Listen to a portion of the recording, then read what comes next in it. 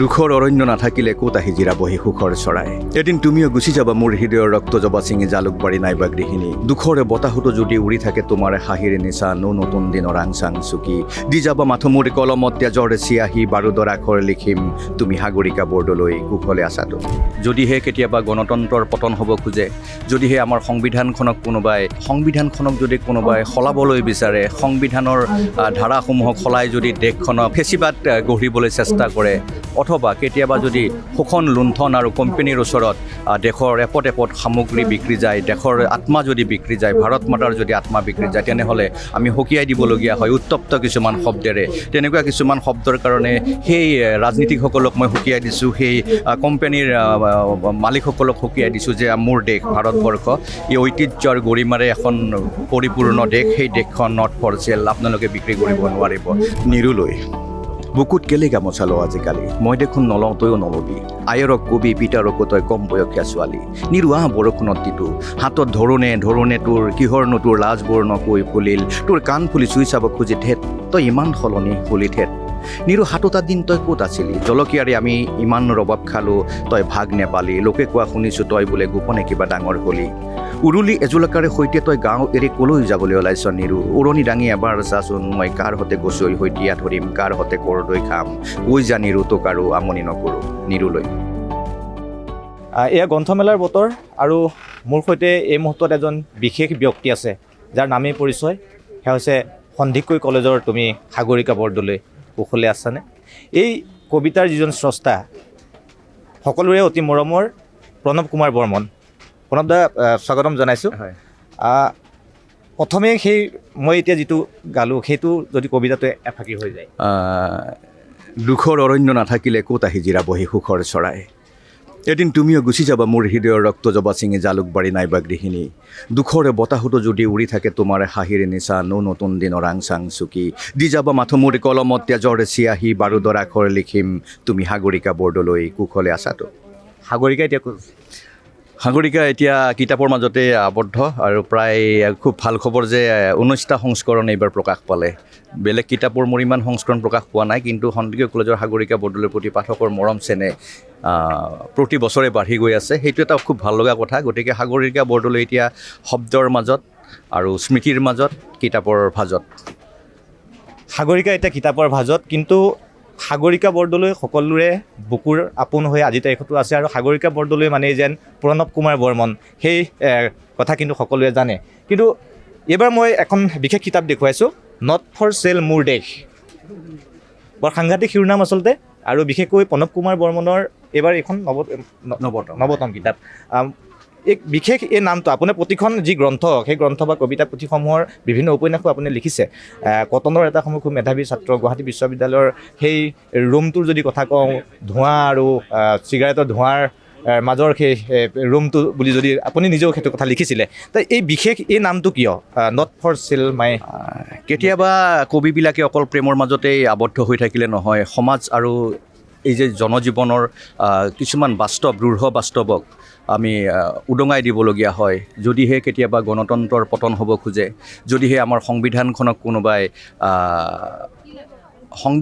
যদি কোনোবাই সলাবলৈ বিচাৰে, সংবিধানৰ ধাৰাসমূহক সলাই যদি দেশখনক ফেচিবাদ গঢ়িবলৈ চেষ্টা কৰে, অথবা কেতিয়াবা যদি শোষণ লুণ্ঠন আৰু কোম্পানীৰ ওচৰত দেশৰ এপদ সামগ্ৰী বিক্ৰী যায়, দেশৰ আত্মা যদি বিক্ৰী যায়, ভাৰত মাতাৰ যদি আত্মা বিক্ৰী যায়, তেনেহ'লে আমি সকীয়াই দিবলগীয়া হয় উত্তপ্ত কিছুমান শব্দেৰে। তেনেকুৱা কিছুমান শব্দৰ কাৰণে সেই ৰাজনীতিকসকলক মই সকীয়াই দিছোঁ, সেই কোম্পানীৰ মালিকসকলক সকীয়াই দিছোঁ যে মোৰ দেশ ভাৰতবৰ্ষ এই ঐতিহ্যৰ গৰিমাৰে এখন পৰিপূৰ্ণ দেশ, সেই দেশখন নট ফৰ চেল, আপোনালোকে বিক্ৰী কৰিব নোৱাৰিব।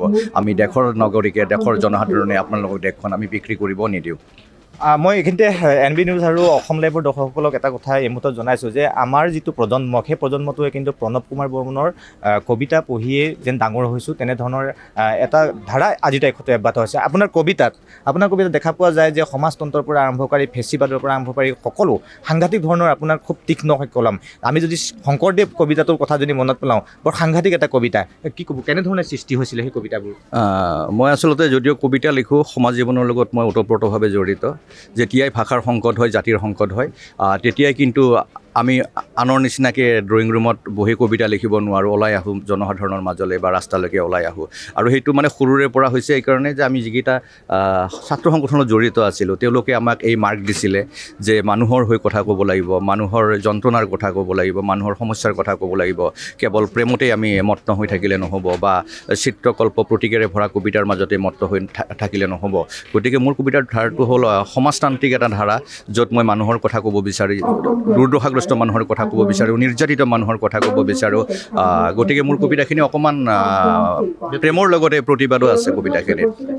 আৰু এটা প্ৰশ্ন সুধিছোঁ, আপোনাৰ যিটো ধাৰা আছিলে প্ৰতিদিনেই যেন আপোনাৰ এটা নতুন নতুন কবিতা এটা সময়ত সৃষ্টি হৈছিলে, ক'ৰবাত সেই কলমটো ক'ৰবাত থমকি ৰৈছে নেকি শেহতীয়াকৈ, যে আপোনাক বহু ক্ষেত্ৰত কিন্তু বিৰতি দেখা পোৱা গৈছে কবিতা? নহয়, এতিয়া কথা হ'ল গোটেই সামাজিক মাধ্যমৰ যুগ, আৰু সামাজিক মাধ্যমত কবিতা লিখোঁ, কিন্তু সেইবিলাক কবিতা হয়তো কিতাপ পঢ়ি ভাল পোৱা মানুহে তেওঁলোকে উমান নাপায়।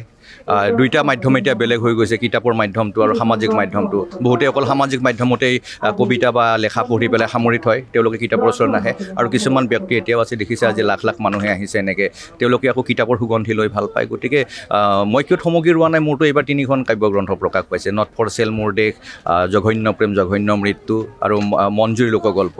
গতিকে মই থমকি ৰোৱা নাই, কবিতা প্ৰতিদিনেই লিখি আছোঁ, কাৰণ কবিতাটোৱে মোৰ নিচা আৰু মোৰ জীৱন দৰ্শন। কটনেই হওক বা বিশ্ববিদ্যালয়ৰ কথা যদি কওঁ, খুব সাংঘাতিক এজন তীক্ষ্ণ মেধা সম্পন্ন আপুনি ছাত্ৰ আছিলে। আৰু মই যদি কওঁ যে কবিতাই হওক বা উপন্যাসেই হওক, সেয়া প্ৰতিজন ব্যক্তিৰে আচলতে তেওঁলোকৰ তেজত থাকে। কবিতা সকলোৱে লিখিব পাৰে, কিন্তু যদি কবিতা নিলিখিলেহেঁতেন আপুনি, তেতিয়া কি হ'ল? নাই, মইতো কবিতা নিলিখা কথাই নাই, যিহেতু মই সৰুৰে পৰা কবিতা লিখিছোঁ। মই কবিতা নিলিখাৰ কোনো মানে প্ৰশ্নই উত্থাপন হ'ব নোৱাৰে, আৰু সেইকাৰণে মই কবিতাৰ মাজতেই গোটেই জীৱনটো দি দিলোঁ। এতিয়া কিহত ব্যস্ত? মই এতিয়া মেইনলি প্ৰধানতঃ ব্যস্ত অৰণ্য সুৰক্ষাৰ কাৰণে, যিটো আমাৰ অনুষ্ঠান আছে প্ৰকৃতিপ্ৰেমী মঞ্চ অসম। আমি হাতী মানুহৰ সংঘাতৰ বিৰুদ্ধে কাম কৰি আছোঁ, যাতে সংঘাতটো নিৰাময় কৰিব পাৰি। ডিগবৈ পেঙেৰি বনাঞ্চল, লক্ষীপথাৰ বনাঞ্চল, তৰাণী বনাঞ্চল, আৰু আমাৰ হাড়গিলাৰ কাৰণে কাম চলি আছে মৰিগাঁৱত গণাপাৰা বুলি কলঙৰ পাৰত। তাতে কেইটামান হাড়গিলা আছে, আৰু হাড়গিলাকেইটা যিহেতু এটা ৰেয়াৰ স্পেচিছ হৈ পৰিছে, তেওঁলোকৰ আচলতে আশ্ৰয়স্থল নাই। তাৰ কাৰণে আমি শিমলু আৰু কদমৰ নিচিনা এনেকুৱা গছ ৰোপণ কৰি আছোঁ, হাতীৰ কাৰণে ৰোপণ কৰি আছোঁ, অলপ প্ৰকৃতিৰ মাজত কাম কৰি আছোঁ যোৱা 3 বছৰ। নিশ্চয়কৈ। আৰু মই কৈছোঁ যে এইবাৰ যিহেতু এইখন এখন কিতাপ ওলাইছে, মই পুনৰবাৰ দেখুৱাবলৈ অনুৰোধ কৰিছোঁ, নট ফৰ চেল মোৰ দেশ। হয়তো পাঠক সমাজে এই গ্ৰন্থখন পঢ়িলেই গম পাব যে তাৰ যিটো গ্ৰন্থখনৰ নাম, সেই নামটোৱে ভিতৰৰ কবিতাসমূহ কিমান এক উত্তপ্ত জ্বালাৰ দৰে আচলতে শব্দৰ ফিৰিঙঠি হৈছে, সেয়া আপোনালোকে নিজেই গম পাব। আৰু এখন কৈছিলে জঘন্য প্ৰেম জঘন্য মৃত্যু। গতিকে সেইখনো এখন নিশ্চয় খুব সুন্দৰ গ্ৰন্থ হ'ব, আমি সেয়া দেখুৱাবৰ কাৰণে চেষ্টা কৰিম। আৰু শেষত আমি এটা কথা কৈছোঁ যে এই যি গ্ৰন্থৰ সুবাস, সেই গ্ৰন্থৰ সুবাসত আচলতে সকলো এই মুহূৰ্তত যিহেতু অতিবাহী গৈছে, আৰু প্ৰণৱদালৈকেও আমি পুনৰবাৰ নতুন বৰ্ষ আৰু ভোগালী বিহুৰ শুভেচ্ছা জনাইছোঁ। আপোনাৰ কলম এনেধৰণেই চলি যাওক, আপোনাৰ নতুন নতুন সৃষ্টি আহি যাওক। আৰু শেষত আপোনাৰ এটা খুব প্ৰিয় কবিতা, আপোনাৰ নিজৰ এটা কবিতা যদি নিৰুলৈ। বুকুত কেলে গামোচা লওঁ আজিকালি, মই দেখোন নলওঁ তইও নলবি। আয়ৰক কবি পিতাৰকো তই কম বয়সীয়া ছোৱালী। নিৰুৱা বৰষুণত তিতো, হাতত ধৰোনে তোৰ কিহৰনো তোৰ লাজবোৰ নকৈ ফুলিল। তোৰ কাণ ফুলি চুই চাব খুজি ধেত, তই ইমান সলনি হলি ঠেত। নিৰু সাতোটা দিন তই ক'ত আছিলি, জলকীয়াৰে আমি ইমান ৰবাব খালোঁ, তই ভাগ নেপালি। লোকে কোৱা শুনিছোঁ তই বোলে গোপনে কিবা ডাঙৰ হলি। উৰুলি এজোলাকাৰে সৈতে তই গাঁও এৰি ক'লৈ যাবলৈ ওলাইছ নিৰু। উৰণি দাঙি এবাৰ চাচোন, মই কাৰ হতে গছৈ হৈতিয়া ধৰিম, কাৰ হতে কৰদৈ খাম। কৈ যা নিৰু তোক আৰু আমনি নকৰোঁ। নিৰুলৈ।